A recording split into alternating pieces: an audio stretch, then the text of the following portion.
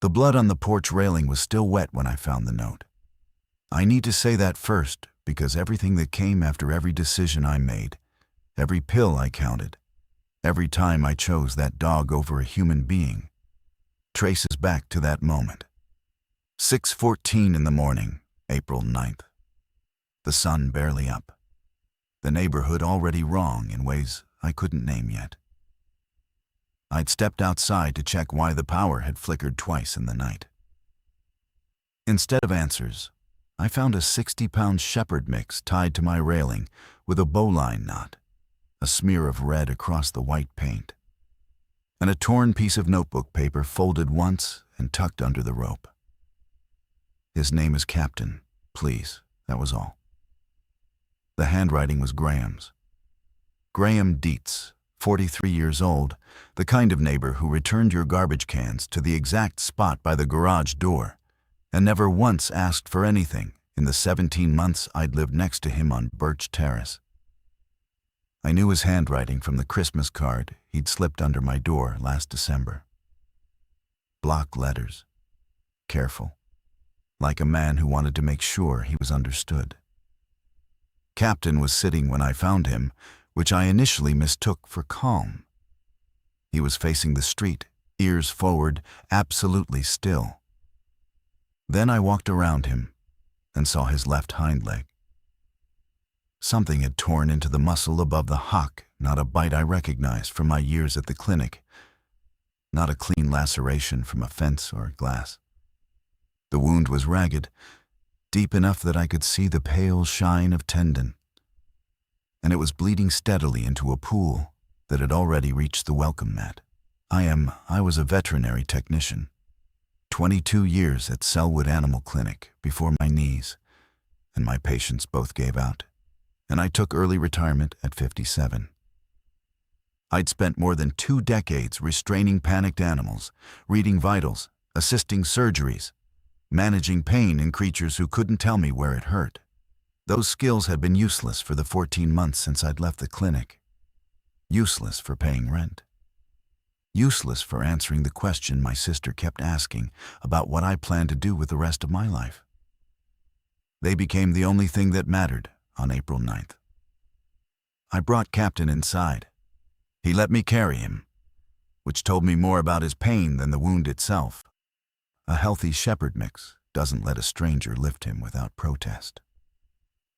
I laid him on the kitchen floor, on the bath towel I grabbed from the hallway closet, and I started working. Irrigated the wound with saline from the first aid kit, debrided the edges with the small scissors I kept sharp out of habit, applied pressure with gauze. His eyes tracked my hands the whole time, with an intelligence that made my chest tight. Outside, something was wrong with the Keller's house. I could see it through the kitchen window while I worked on Captain's leg. Their front door was open. Not ajar the way a door drifts when someone forgets to pull it wide open, flat against the interior wall, the way a door looks when someone is left in a way that doesn't include coming back. Marcy Keller was 71 and didn't go anywhere without closing that door. I told myself I'd check on her after I finished with the leg. I didn't check on her. The first siren I heard was at 6:40. Then another. Then a sound I couldn't place, a low, arrhythmic thumping from somewhere east, maybe 2 blocks over, like someone hitting a car hood with an open palm, over and over, without rhythm or reason. Captain's ears tracked it. His body vibrated, not a shiver, not a tremor, something deeper, a frequency running through his muscles that I could feel through the towel. By 7:15, I dressed the wound properly, fashioned a splint from a wooden spoon and vet wrap I still kept in the junk drawer, and given him 2 of the Tramadol tablets I had left over from my own knee surgery. I sat on the kitchen floor next to him and opened my phone for the first time that morning. The alerts filled the screen faster than I could read them. The word they used in the first wave of alerts was contamination. Then, aggressive behavior associated with unknown pathogen. Then, in the last alert that came through before the cell network collapsed at 8:03, just the word shelter. I watched the language deteriorate in real time, sitting on my kitchen floor with a bleeding dog and a cup of coffee I'd made on autopilot. Each notification stripped away a layer of bureaucratic caution until what was left was just the raw imperative. Hide. I did what I knew how to do. I treated Captain. I inventoried what I had. Old habits from a career spent in a building where the supply closet determined what was possible. In my bathroom, one partial bottle of amoxicillin prescribed for a UTI I'd had in January, 14 capsules remaining. A full bottle of tramadol, 19 tablets. Hydrogen peroxide, triple antibiotic ointment. Gauze, tape, the basic first aid kit.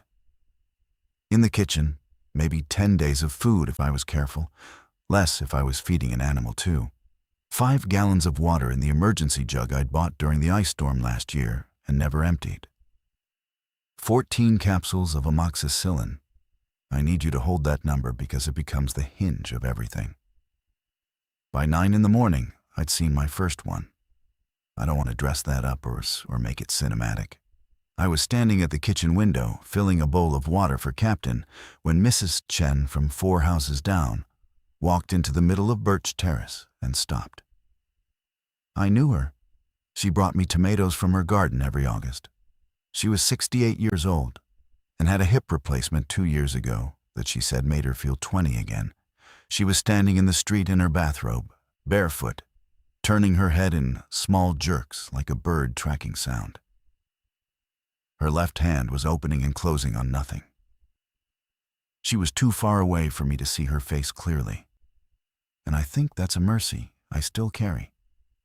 Then the Patel's son, Ravi, 19, home from Oregon State for the spring, came out his front door with a baseball bat and a confidence that made my stomach drop. He walked toward Mrs. Chen, calling her name. I could hear him through the glass.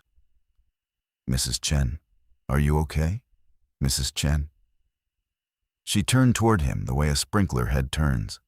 Mechanical, complete, instant. I stepped back from the window. I heard Ravi's voice change the confidence, collapsing into something shrill and compressed. And then I heard nothing for a while, because I'd pressed my hands over my ears and slid down the cabinet to the floor where Captain was looking at me with an expression I can only describe as patient. I didn't go outside. I'm going to say that plainly every time it's true, because it's the fact that matters. Every moment I chose to stay inside was a moment I chose. Captain chose treating his wound, changing his dressing, keeping his fever down over whatever was happening on the other side of my walls. I knew it then. I knew it while I was doing it. By noon, the street was quiet in a way that streets shouldn't be. No engines, no voices, no lawn mowers or screen doors. The Keller's door was still open. There were shapes in the distance that I didn't look at carefully. Captain had eaten some rice and chicken broth, and his temperature, measured with the old rectal thermometer I'd taken home from the clinic in a fit of "I might need this," was 103.4. High for a dog, but not crisis. The wound worried me more. That ragged edge, the depth of it. Without proper antibiotics, it would go septic within days. The amoxicillin was human grade, but amoxicillin is amoxicillin, same drug, same molecule, same mechanism, whether it's treating a 57-year-old woman or a 60-pound dog.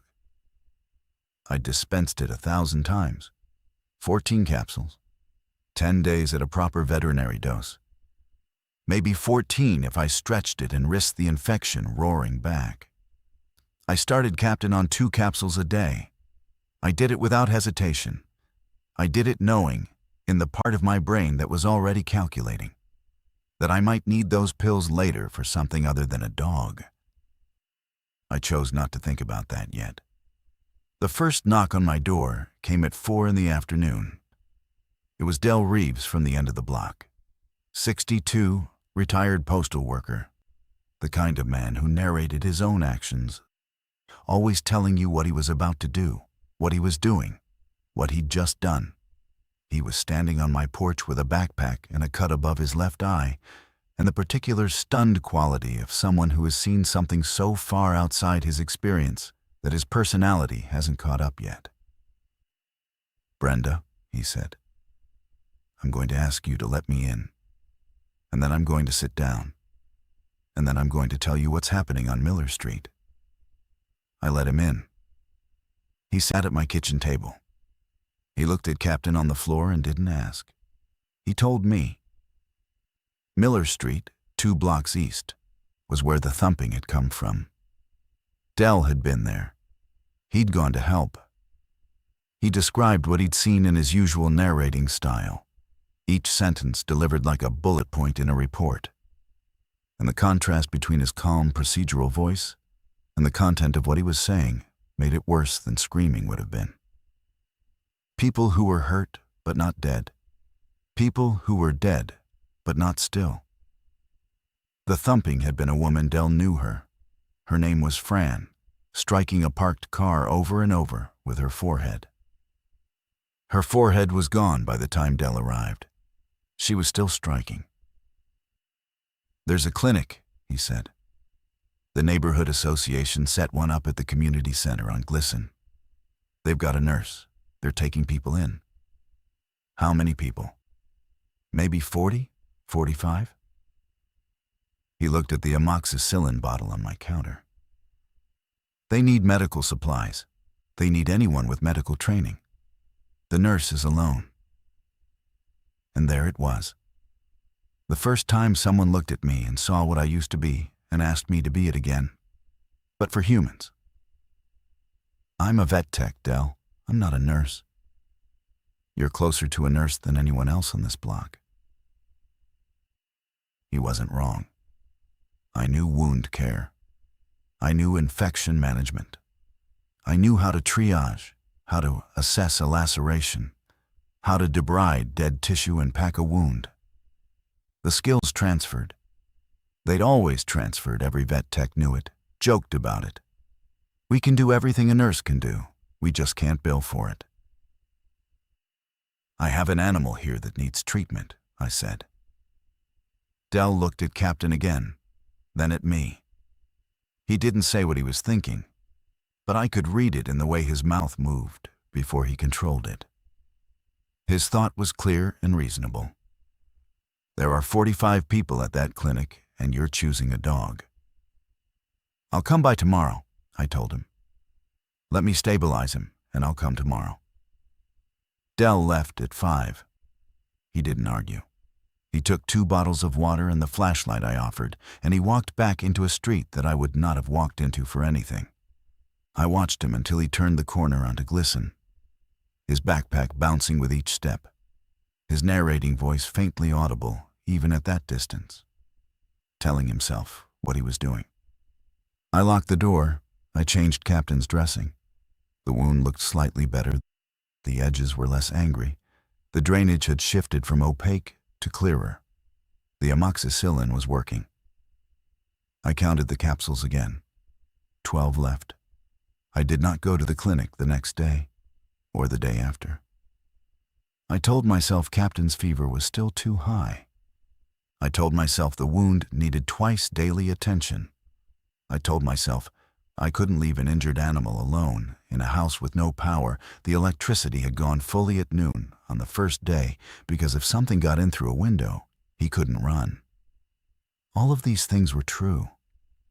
None of them were the reason. The reason was that Captain needed me in a way I could manage.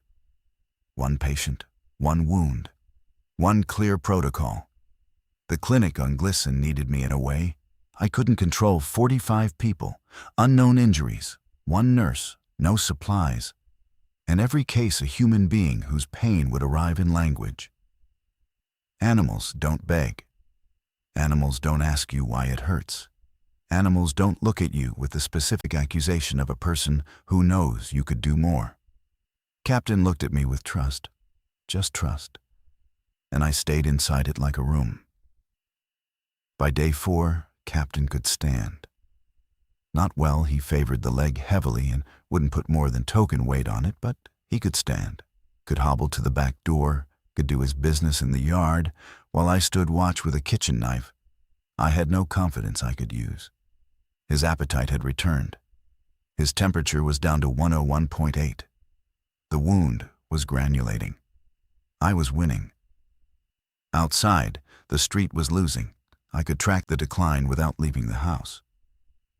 The sounds told me everything. Day 1 had been sirens and screams and the percussive chaos of people reacting. Day 2 was quieter engines, some shouting, the occasional gunshot. Day 3 was almost silent. And the silence was worse than everything before it, because silence meant one of two things. Everyone had evacuated, or everyone had stopped being able to make noise. Day 4 introduced a new sound: organized voices. Someone with a bullhorn on glisten, calling out instructions I could barely hear through the walls. The clinic was growing. It was organizing. It was doing what humans do when the first shock passes and the practical ones take charge. I wasn't there. I was on my kitchen floor with a dog, counting pills. 8 capsules left. 4 more days at the current dose. Captain needed at least 10 days total for the full course. Stopping early risked a resistant rebound, the infection returning harder and meaner than before. I knew this the way I knew my own name. 22 years of watching animals relapse because owners stopped the pills when the pet seemed fine. I would not do that. But on the morning of day 4, something happened that cracked the seal I'd built around my kitchen floor. A girl knocked on my door. Maybe 12 years old, maybe 13, that indeterminate age where the face hasn't decided what it's becoming. She was wearing a school backpack and a rain jacket 2 sizes too big, and she was alone. "Are you Brenda?" she asked. "Who told you my name?" "Dell. He said you're a vet and you have medicine." "I'm a vet tech, and the medicine is for the dog." She looked past me into the kitchen where Captain was lying on his towel. She looked back at me. She had the particular expression of a child who has been through enough in 4 days to burn away whatever softness normally pads a 12-year-old's responses. "My brother has a bite," she said. "On his arm.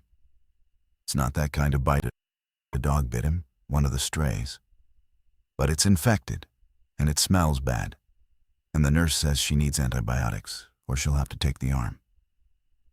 I want you to feel what I felt when she said that, because everything I did next was wrong, and I did it anyway. "How old is your brother?" 9. "What's your name?" "Sophia. His name is Marco." I looked at my counter. 8 capsules of amoxicillin. 4 days of treatment for Captain, whose wound was responding, whose fever was down, who was standing and eating and looking at me right now from the kitchen floor with his ears up because he could hear a child's voice. Or 10 days of treatment for a 9-year-old boy whose arm was going septic. Not enough for both. That was the arithmetic. It was never enough for both.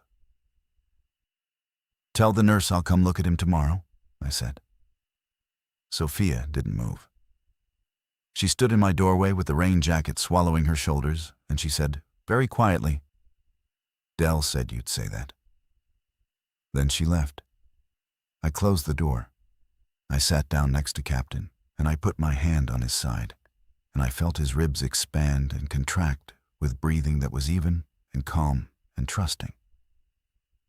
And I made a decision that I have to tell you about honestly, because the honest version is the only one that means anything. And I didn't go to the clinic the next day. I gave Captain his evening dose, 7 capsules remaining. And I told myself the nurse would find another source. Someone's medicine cabinet. a pharmacy that hadn't been looted. Something. The nurse did not find another source. I learned that later, much later. On day 5, I began rationing my own food to extend Captain's. This is the kind of detail that, if I described it to you without context, might sound noble. A woman sacrificing on her own meals for a helpless animal. The internet would love that story. I know how it looks from the outside. From the inside, it looked like what it was. A woman who had found a task small enough to perform perfectly, and who was protecting that perfection by refusing to engage with anything she might fail at. Captain was improving steadily. The wound was pink and healthy at the edges, producing the thin, clear fluid that means healing, rather than the thick discharge that means trouble. He could walk to the yard and back without the splint. He'd started doing something I recognized from years at the clinic, the subtle behavior shift of an animal whose pain has dropped below the threshold where pain is the primary experience. He was looking around more, interested in sounds, tracking movement through the windows. He'd found a tennis ball under the couch on day 3 and carried it to his towel bed and kept it between his front paws like a treasure. On day 5, he also did something new. At 2 in the afternoon, he stood up from his towel, walked to the front door, and sat facing it. Not scratching to go out, not whining, just sitting, ears forward, staring at the door with an intensity that made the hair on my arms rise. 30 seconds later, a group of infected came down Birch Terrace. I watched them from the upstairs bedroom window, crouched below the sill. 4 of them. They moved with a distinctive gait that I'd now seen enough times to recognize not stumbling, not lurching, but a strange, focused walk. Like people who have forgotten the social performance of walking and are left with only the mechanics. They passed my house without stopping. They passed the Keller's open door.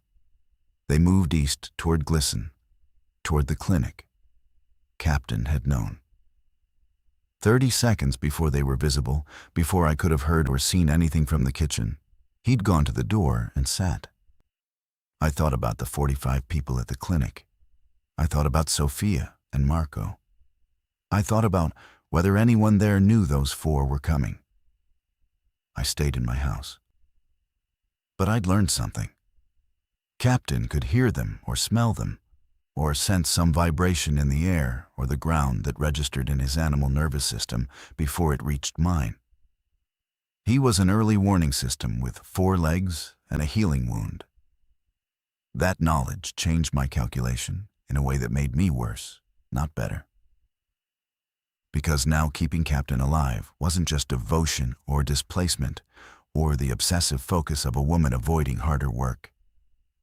Now it was strategic. Now I could tell myself that keeping this dog healthy was a survival decision. That the antibiotics going into his leg were an investment in my own safety. I've thought about this for a long time. Whether the strategic justification made my choice more rational or more corrupt. I think it was both. I think that's what happens when you're alone with a secret. You build a reason that's true enough to live inside, and the truth of it makes the lie of it invisible. 6 capsules left. 3 more days. On the evening of day 5, the bullhorn voice on Glisson said something I could hear clearly for the first time. The wind had shifted, or they'd moved closer, or maybe I was just listening harder. The voice said, "If you have medical supplies or medical training, the community center needs you. We have injured. We have children. Please." Captain looked at me when the voice came through the window. Not accusing, not judging. Dogs don't do that. He just looked, and his tail moved once against the floor, and then he put his head down on the tennis ball and closed his eyes. I gave him his evening pill. 5 left. Day 6 broke something. I was changing Captain's dressing, the last clean gauze. I'd need to start boiling and reusing strips of cotton when I heard a sound from the clinic's direction that I hadn't heard before. Organized, rhythmic. It took me 30 seconds to identify it. Hammering.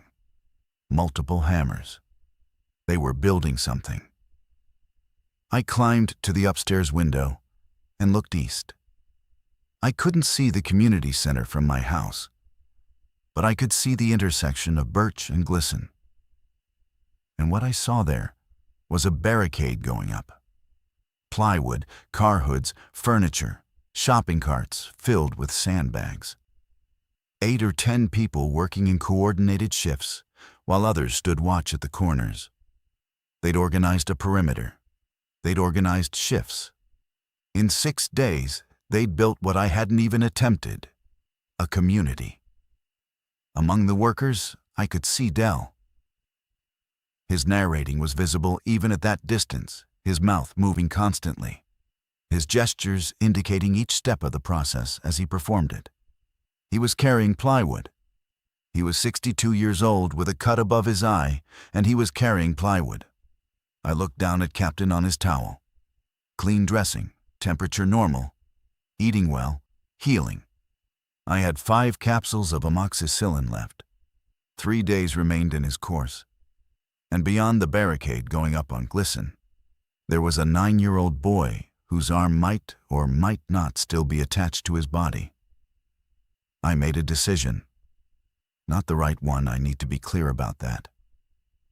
I made a decision that felt like a compromise and was actually just a slower version of the same cowardice. I would finish Captain's antibiotic course. 3 more days. On day 9, when the pills were gone and his treatment was complete, I would go to the clinic. I would bring whatever supplies I had left. I would offer my hands and my training, and I would help. 3 more days. This is the bargain I made with myself. And I need you to understand how a bargain like this works. It doesn't feel like cowardice when you're making it. It feels like planning. It feels responsible. You're not refusing to help, you're scheduling the help. You're being strategic. You're finishing what you started. Every argument in favor of the 3-day delay was technically sound, and I believed every one of them, while also knowing, in the part of my brain where honesty lives when it's not useful, that a 9-year-old's arm doesn't negotiate with your schedule. On the morning of day 7, Sophia came back. She didn't knock this time. She just stood in the yard, visible from the kitchen window, and waited until I came to the door. "Marco's okay," she said before I could ask. "A guy from a pharmacy on Sandy brought some stuff, cephalexin. The nurse says it's working." The relief I felt was so enormous that it nearly knocked me over, and the relief itself was an indictment.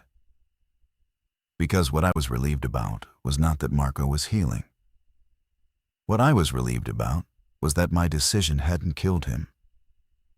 The antibiotics on my counter, Captain's antibiotics, the pills I had chosen not to share, they hadn't been the difference between Marco keeping his arm or losing it. Someone else had solved the problem I'd refused to solve. I had gotten away with it. "Dell wants to know if you're coming," Sophia said. "Day after tomorrow, I promise." She looked at Captain, who had hobbled to the door behind me and was standing with his tail moving in slow, cautious wags. She knelt and held out her hand. Captain sniffed it, considered, and licked her fingers. Sophia smiled, the first expression I'd seen on her face that belonged to a 12-year-old rather than a survivor, and said, "He's nice. He's getting better." "That's good." She stood. "A lot of things aren't getting better." She said it without accusation, just fact, the way you'd report the weather. Then she walked back toward the barricade on Glisten, the rain jacket swaying around her like a bell. 4 capsules left. 2 days, then I'd go. Captain taught me to read the street. By day 8, his leg was strong enough for slow walks through the house, and his early warning system had developed a vocabulary I was learning to interpret. A low vibration through his body, felt through the floor if I was sitting near him, meant distant movement infected passing on a parallel street, maybe 2 blocks away. Not an immediate threat, but worth tracking. A single sharp orientation head snap, ears locked, body rigid, meant something was on Birch Terrace itself, close enough to matter. And the sit, the deliberate walk to the front door followed by a seated vigil, meant they were coming this way, and I should get upstairs and get quiet. In 8 days, he'd given me 5 sits. Each time, infected passed within minutes. Each time, I'd had enough warning to kill the noise, close the curtains, and disappear. What I hadn't told anyone, what I'm telling you now, is that I'd also started mapping. From the upstairs window, I could see 3 intersections. I kept a notebook. Time, number of infected, direction of travel, speed. Old clinical habit. Observe, record, look for patterns. And there were patterns. They moved east in the mornings, west in the evenings. They followed sound. A car alarm on day 6 had drawn a group of 11 straight down Birch Terrace like iron filings to a magnet. They didn't seem to see well at night, but they heard better. Their gait changed when they were focused on something versus wandering. I had 8 days of observations. I had a dog who could sense them before I could see them. I had a notebook full of movement data that could help the people at the clinic predict when the barricade would be tested and from which direction. I had not shared any of this. One more day, one more capsule. Then I'd go. On the afternoon of day 8, the pattern broke. Captain gave me a signal I hadn't seen before. Not the vibration, not the head snap, not the sit. He went to the back door. Not the front, the back. And he didn't sit. He stood, hackles raised, and produced a sound so low it was almost below hearing. A rumble from somewhere in his chest that I felt in my sternum before I heard it with my ears. I went to the back window. There were 3 of them in my yard. They hadn't come from the street. They'd come through the gap in the back fence, the gap where 2 boards had pulled away from the rail during the ice storm in February that I'd never fixed because it didn't seem urgent. They were 15 feet from my back door. I had never been this close to them. Through the window, I could see what distance had spared me. The skin, the eyes, the way their mouths worked around nothing. One of them was wearing a Trailblazers jersey. One of them was a teenager, maybe 16. The third was so damaged I couldn't determine anything about who they'd been. Captain's rumble continued. His hackles were a ridge along his spine, but he didn't bark. In 8 days of alerting me to danger, he had never once barked. Some part of his intelligence, the part that Graham had trusted, the part that had kept this dog alive long enough to end up on my porch, understood that sound was currency and silence was survival. I backed away from the window. I picked up Captain. He was heavier now, eating well, and I felt the protest in my lower back and carried him to the bathroom, the only interior room without windows. I set him in the tub and sat on the floor with my back against the door and my hand on his side, and we waited. They hit the back door twice. Not with purpose, not with the focused intent of something trying to get in, but with the careless collision of bodies moving through space without planning. The second impact cracked the frame. Not enough to breach, but enough to tell me that my house, my sealed, private, carefully maintained refuge, had a shelf life. They moved on after 20 minutes. Captain's rumble stopped. His hackles flattened. He licked my hand once, which in dog language can mean 100 things, but in that moment meant we're okay. But we weren't okay. The back fence was compromised. The door frame was cracked. And for the first time in 8 days, The walls of my house felt like what they actually were. Drywall and wood, built to keep out weather, not the dead.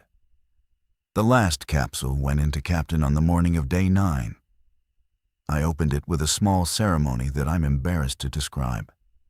I held it up, said, "Last one, buddy," split it over his food, and watched him eat with the satisfaction of a completed protocol. 10 days of amoxicillin. Full course. His wound was a clean pink scar, the tissue healthy, the infection gone. He was walking with only a slight hitch, favoring the leg out of habit more than pain. He'd gained weight. His coat had improved. By any clinical measure, he was recovered. I had no more excuses. The morning was quiet. Captain gave me nothing. No vibration, no alert, no signal. The street looked empty from the upstairs window. The barricade on Glisten had grown since I'd last looked. It was taller now, reinforced, with what appeared to be a gate section that could be opened and closed. I could see someone standing on a platform behind it, watching the street. A lookout, organization, shifts. I packed what I had. The first aid kit, minus the amoxicillin, 4 days of food, 2 bottles of water, the notebook with my movement observations. I put Captain on a leash made from an extension cord. I had nothing else, and I stood at my front door for a long time. What I felt wasn't fear exactly. It was the anticipatory shame of arrival. I knew what I'd see when I got to the clinic. People who had been working for 9 days while I had been treating a dog. People who had built barricades and organized watches and shared supplies and taken in strangers while I sat on my kitchen floor counting pills and mapping infected movement patterns I never reported. Del would be there with his narrating voice and his plywood. Sophia would be there with her oversized rain jacket. Marco would be there with his arm. They would see me arrive on day 9 with my notebook and my first aid kit and my healthy dog. And they would do the math. I opened the door. The walk to Glisten took 4 minutes. Captain walked beside me, slightly ahead, his head moving in constant small sweeps, scanning, processing, reading the air. I watched his ears. I watched his hackles. I held the kitchen knife in my right hand and the leash in my left, and I walked faster than I wanted to because the street felt enormous after 9 days inside. The barricade was taller than it had looked from the window. 6 feet of layered material plywood, car doors, a section of chain-link fence braced with angled 2x4s driven into the asphalt. Functional, not pretty. Built by people who understood load-bearing and shear force and the basic physics of something hitting a wall. The gate section opened when I was 20 feet away. Del was on the other side. "Brenda," he said, "I'm going to say welcome. Then I'm going to tell you where to put the dog. Then I'm going to take you to see Janet." Janet was the nurse. I followed Del through the gate and into the community center parking lot, and what I saw there was what 9 days of human cooperation looks like when the cooperating humans have no choice. Organized chaos. Tents made from tarps, a cooking station with 3 propane burners, a water filtration setup built from 5-gallon buckets and sand. Children sitting in a circle while a woman read to them from a picture book. An older man sharpening tools on a bench grinder powered by a car battery. 53 people. Del told me the number as he walked me through. 53, up from 45 on day 1.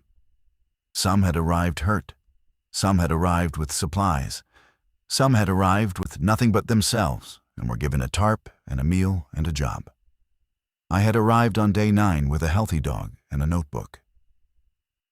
Janet Okafor was 34, a pediatric nurse from Legacy Emmanuel who had been visiting her mother on Glisten when the world changed.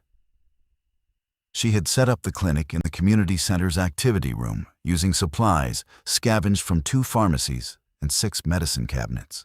She was running on 4 hours of sleep a night.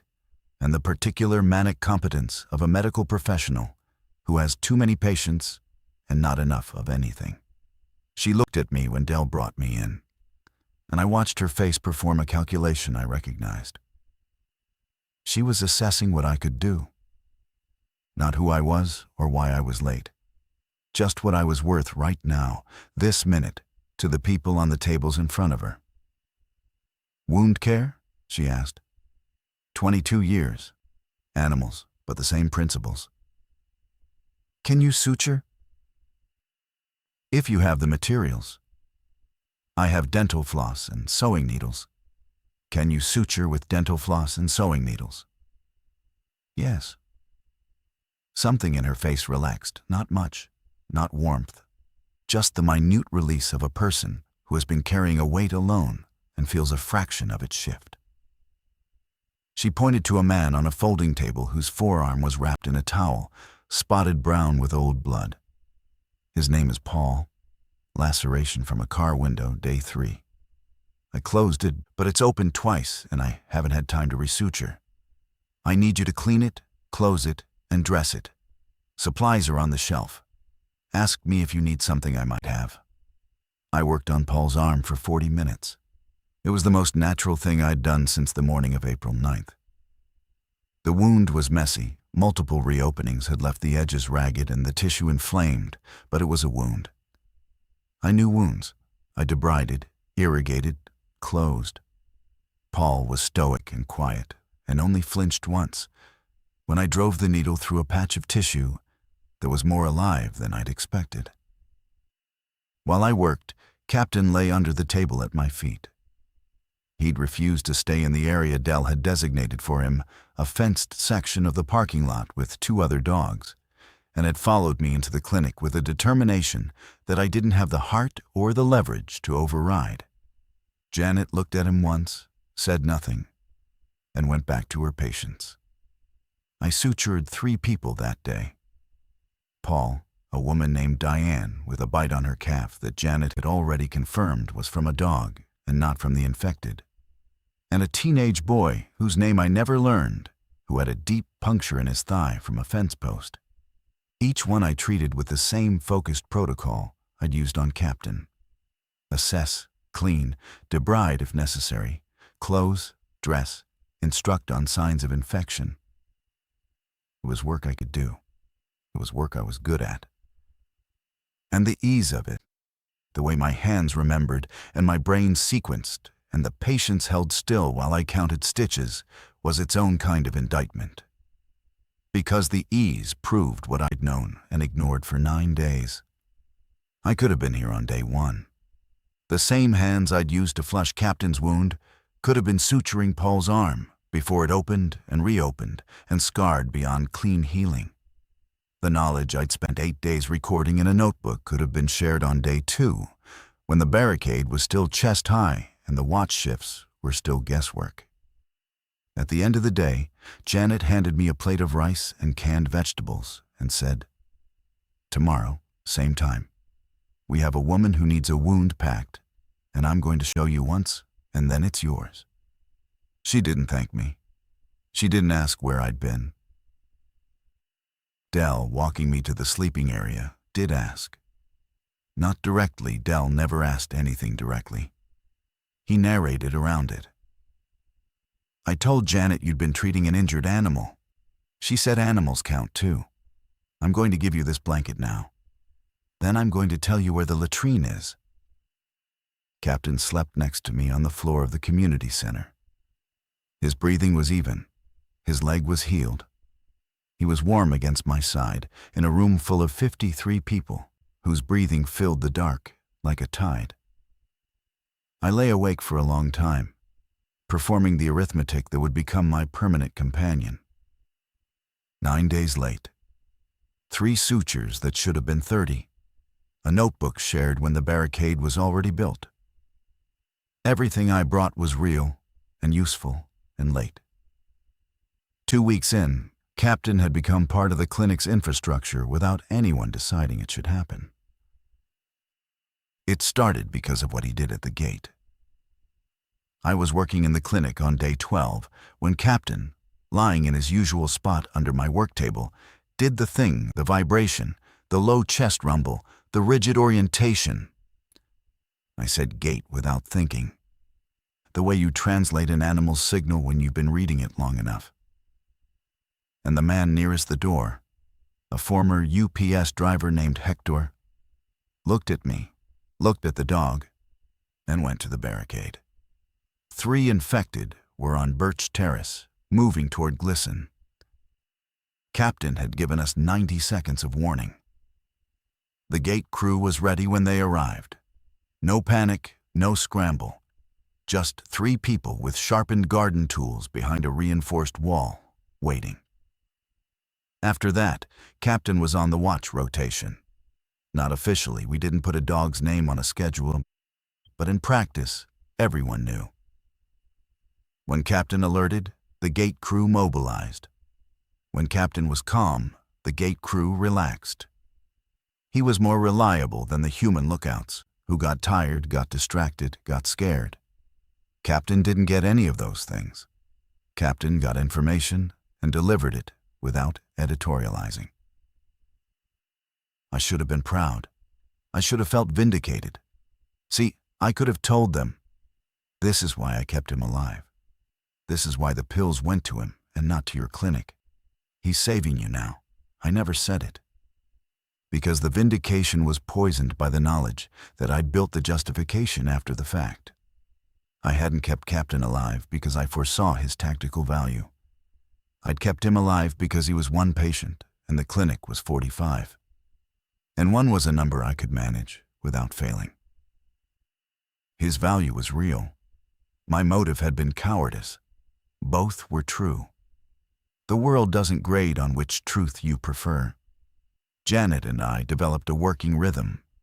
Mornings were wound care, the daily rounds of patients who needed dressings changed, sutures checked, infections monitored. Afternoons were whatever came through the gate. New arrivals, new injuries, the occasional terrifying assessment of a bite that might or might not be from the infected. Janet handled the bites. She had a protocol isolation for 48 hours, monitoring for symptoms, a list of signs she'd developed through observation, and a grim empiricism I didn't want to think about too carefully. She never asked about the antibiotics. I'd told her early. I had amoxicillin and I used it on the dog. And she'd looked at me for 2 full seconds and then said, "How much?" 14 capsules. That would have been useful. I know. She turned back to her patient. That was the entire conversation. No lecture, no accusation. Just a 2-word statement of fact, delivered with the precision of a woman who didn't have enough time to be angry about things that had already happened. It was worse than anger. Anger I could have argued with. Fact just sat there. I gave everything I had to the clinic. My first aid kit, my remaining food, the movement data from my notebook, which Hector used to redesign the watch schedule. I worked 12-hour days. I learned to pack wounds and splint fractures and manage pain with doses of ibuprofen so carefully calculated they would have impressed a pharmacist. I earned my place in the way that people earn a place after arriving late. By working harder than anyone who'd been there from the start, and knowing that the effort is both genuine and compensatory, and not being able to tell where one ends and the other begins. The morning of day 19 started with Captain at the front gate doing something he'd never done before. Not the vibration, not the rumble, not the rigid orientation. He was wagging his tail. Full, sweeping, shoulder-involved wags. The kind of wag that a dog gives when it sees someone it knows and loves. He was staring east, down Birch Terrace, at a figure I couldn't identify at that distance. Hector raised the alarm out of habit. 2 gate crew members came with their sharpened tools. I came because Captain was doing something unprecedented, and I needed to see why. The figure was walking toward us. Walking, not shambling. Purposeful, coordinated. the gait of a living human being who was tired and hurt but ambulatory. As it got closer, I could make out details. Male, medium build, right arm ending at the elbow in a wrapped stump, clothes torn and filthy, face gaunt. Captain's tail was a metronome. His whole body was vibrating, but not the danger vibration, the full body tremor of a dog whose joy is so intense it can't be contained in a wag. The man reached the gate. He looked at me. He looked at Captain. He lowered himself to one knee, slowly. And Captain pressed his entire body against the man's chest, making a sound I'd never heard from him, a high, thin whine that oscillated between breath and voice. "Hey, Cap," the man said. "Hey, buddy. Good boy. Good boy." Graham Dietz, 17 pounds lighter, missing his right forearm, alive. I didn't speak for a long time. I let them have their reunion. The whining, the licking, the trembling, the specific communion of an animal and its person finding each other after both had been certain they wouldn't. Graham's remaining hand moved over Captain's body with the practiced touch of someone taking inventory. Ribs, spine, hips, legs. He found the scar. "You fixed him," Graham said, looking up at me. "I'm a vet tech." "I know. That's why I left him with you." He pressed his face against Captain's neck. He was hurt, and I was bleeding, and I couldn't carry him and treat him, and I knew you'd know what to do. "Where have you been, Graham?" He told me some of it. He'd been east, in a group that had tried to reach the National Guard staging area on 205. They hadn't made it. He'd lost the arm on day 3 to a wound that had nothing to do with the infected, a piece of rebar in a collapsed stairwell.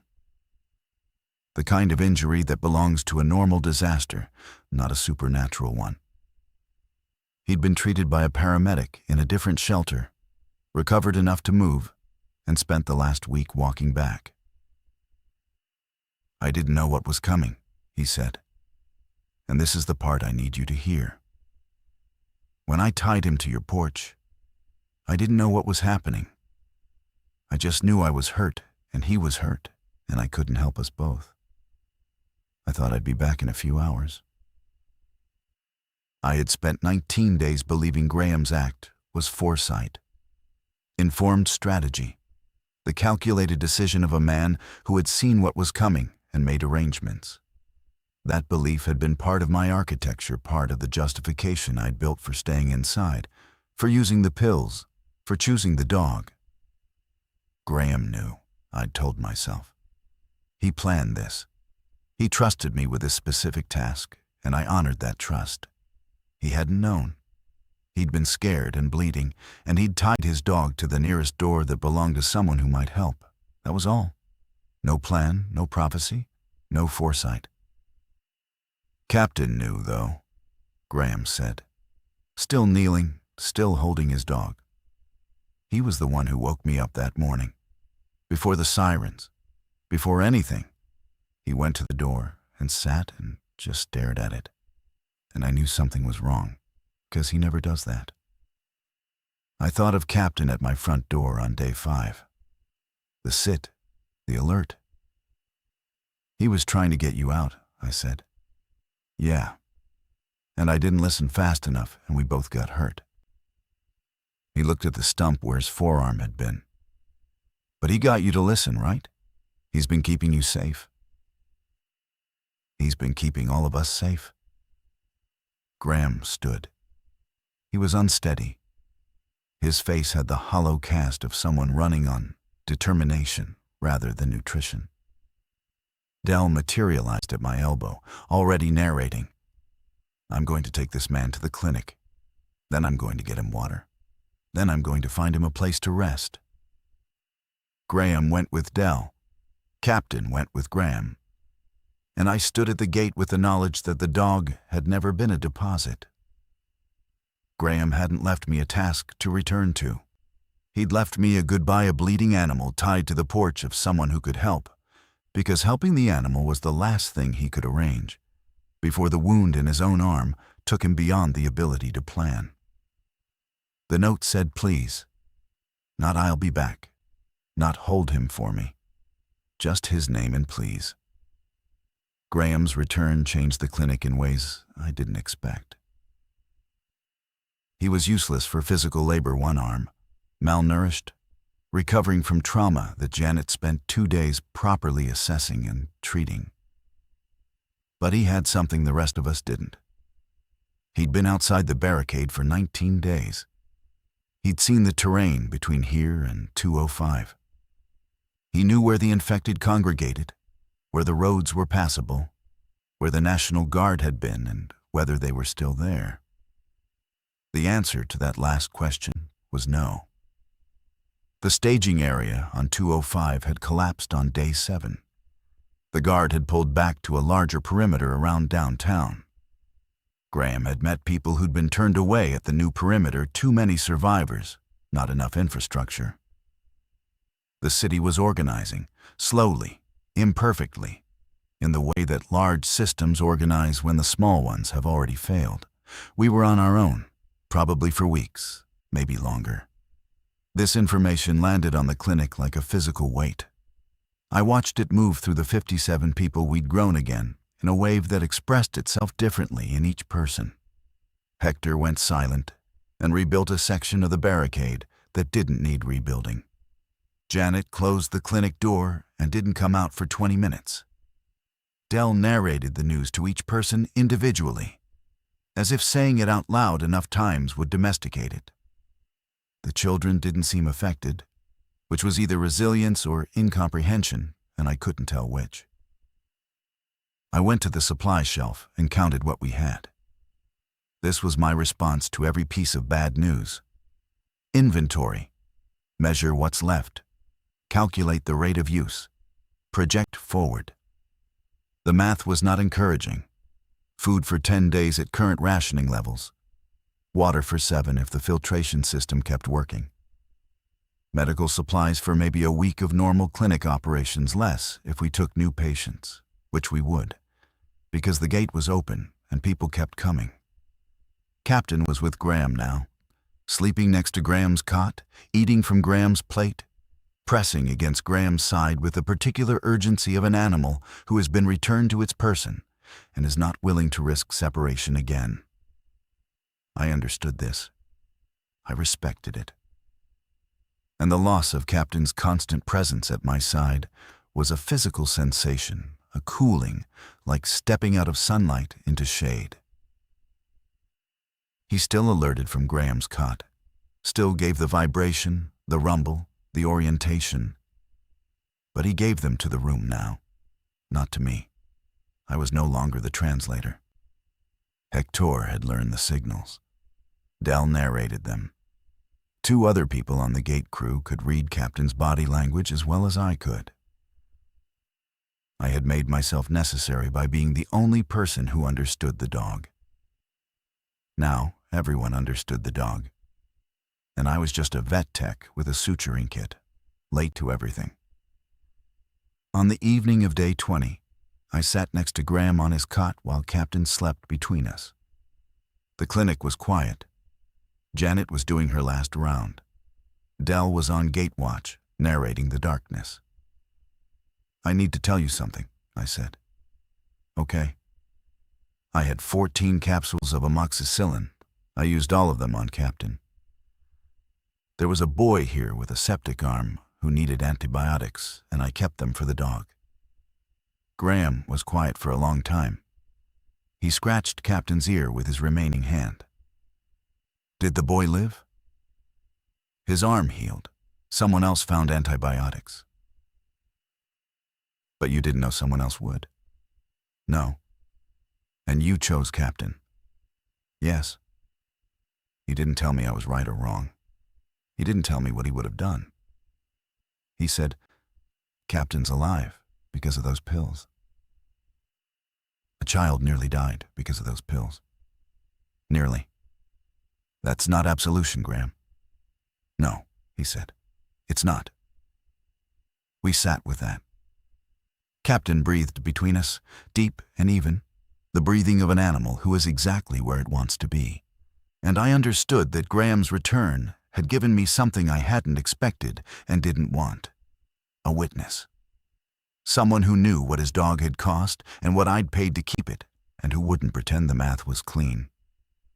Week 4. The clinic had become a settlement. 61 people. A watch rotation that ran like clockwork. A water system, a cooking system, a sanitation system.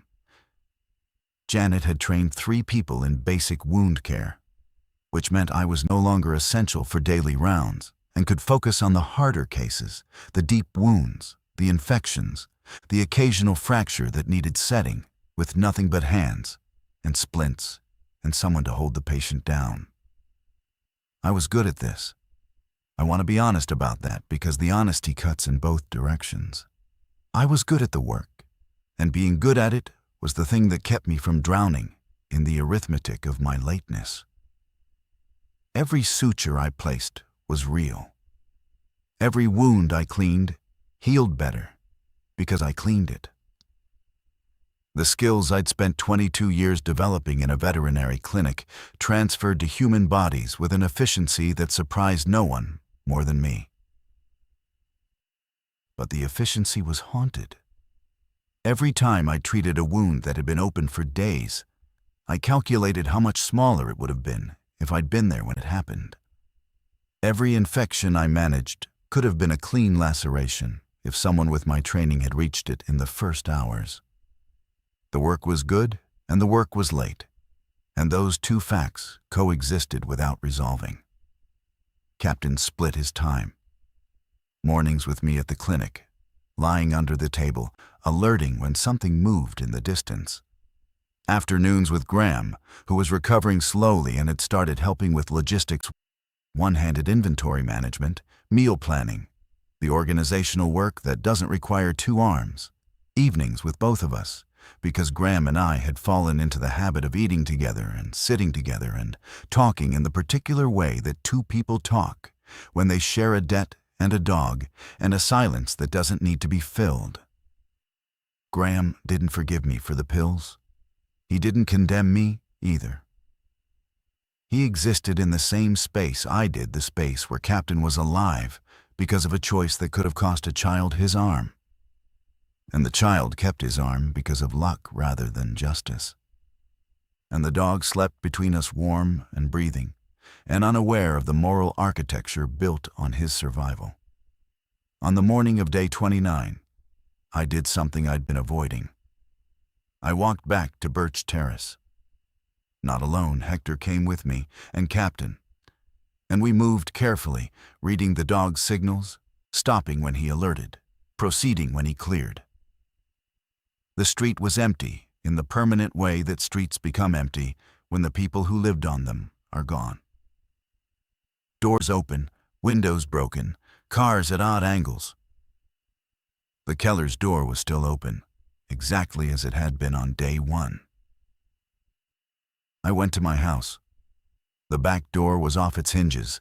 Whatever had cracked the frame on day 8 had finished the job sometime after I left. The kitchen was ransacked, probably by scavengers looking for food. Captain's towel was still on the floor. The amoxicillin bottle was on the counter, empty. I went to Graham's house next. His door was locked, which meant he'd locked it when he left. The bowline knot was still on the railing, the cut end of rope hanging where I'd untied it 19 days ago. The blood on the white paint had turned black. I stood on Graham's porch and looked at the knot, and I thought about a man who was bleeding and scared, and who had one clear thought: get the dog to the person who can help. Not the person who will help, he couldn't have known I would. The person who can. He'd trusted my capability before I'd earned his trust. He'd left his dog on my porch the way you leave a letter in a mailbox, believing the system will deliver it, because the alternative is standing in the street holding everything while you bleed. I cut the rope from the railing and put it in my pocket. We scavenged what we could from 4 houses on the block and carried it back to the clinic. Canned goods, batteries, a first aid kit from the Patel's bathroom, blankets, useful things, late things. Things that should have been carried to Glisson on day one by a woman who was 2 blocks away, counting pills. The perimeter held. That's the fact that matters for the rest of the story. The barricade on Glisson held, and the watch rotation held, and the water system held. And 61 people became 70, then 78. And the clinic expanded into the community center's main hall. And Janet trained 2 more people. And the National Guard's outer perimeter crept closer week by week until, on day 44, a convoy of Humvees came down Glisson, and the soldiers behind them looked at our barricade and our gate and our watch platforms and our water filtration and said, "You people did this yourselves?" Dell said, "I'm going to describe to you what we did and in what order." Evacuation took 3 days. We were moved to a larger secure zone in the Lloyd district where thousands of survivors were being processed, housed, fed, and assessed. Janet was absorbed into the medical corps immediately, her skills and her sleep-deprived competence suddenly valued at their proper market rate. Dell became a logistics coordinator because Dell could narrate a supply chain the way other people breathe. Hector joined a perimeter construction crew. I was assigned to the medical tent. Animal and human wound care, said the intake officer, reading my background. They had a veterinary section too. Rescued animals, strays, pets that survivors had carried through hell, because letting go of them was impossible. Captain went with Graham. Graham was assigned to a recovery ward for amputees, a quiet building in the Lloyd Center where people with missing limbs learned to eat and dress and carry things again. Captain lay next to his cot and did not alert, because the perimeter was manned and the walls were thick, and whatever frequency he'd been reading on Birch Terrace was quiet here. I visited them every evening after my shift. Graham and I would sit on his cot, and Captain would lie between us, and we would not talk about the pills or the 9 days, or the boy named Marco, whose arm healed because of luck rather than justice. We talked about other things, what the weather was doing, what the food was like, whether the Blazers would ever play again. The small architecture of normal conversation that people build on top of the abnormal when they've decided to keep knowing each other. One evening, about a week into the Lloyd district, Sophia appeared at the medical tent. She was looking for me. Marco was with her, his arm bandaged but functional. A 9-year-old with the energy that 9-year-olds are capable of, even inside the ruins of civilization. Dell said, "You're working here," Sophia said. "I am." Marco wanted to say thank you. I looked at Marco. He was holding a granola bar in his good hand, extending it toward me with the solemnity of a child presenting a gift. "I didn't help your brother, Sophia. The cephalexin came from someone else." Dell said, "You helped a lot of people at the clinic." After I was late. Sophia looked at me with the expression I'd come to recognize the 12-year-old who had burned past softness and arrived at a clarity most adults never reach. "Everyone was late," she said. "The whole thing was late. The soldiers were late. The guard was late. Everyone was late. Not everyone was equally late." "No," she said. "But you came." Marco pushed the granola bar into my hand. I took it. They left. I held the granola bar for a long time, and then I ate it. Because it was food, and I was hungry, and a child had offered it. And refusing a child's generosity is its own kind of cruelty. I still have the rope. It's in my pocket right now, the cut section of bowline that Graham used to tie Captain to my porch on the morning of April 9th. I carry it the way some people carry a photograph or a coin, not as a memento, as a measurement. The distance between the person Graham trusted me to be and the person I actually was is contained in that length of cord.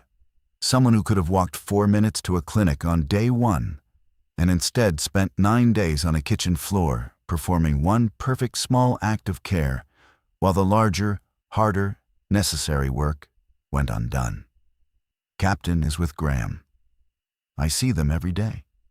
The dog walks between us when we're together, dividing his loyalty without diminishing it, which is a trick that animals understand and humans rarely master. Graham doesn't ask me to forgive myself because Graham understands that the question isn't forgiveness. The question is what you do with your hands after you've used them for the wrong thing at the wrong time. For the right reasons, I work in the medical tent. I suture human skin with the same hands that sutured a dog.